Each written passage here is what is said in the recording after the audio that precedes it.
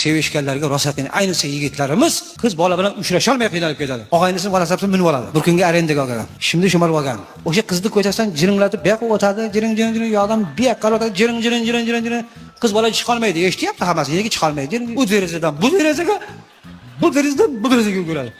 Darhol faqir to'la suv bo'lsa, bo'shatib, suv bahonasi shunday faqirib ko'tarib chiqadi. Xuddi kamazni kutib turgan odamdek shu o'tib ketsin, keyin o'tib ketaman deganday poylab turadi. Bu yigit ham menga qo'yib kelib gapirib o'tib ketish kerak-da. Iltimos bugun bir ko'rishamiz, soat 5 da.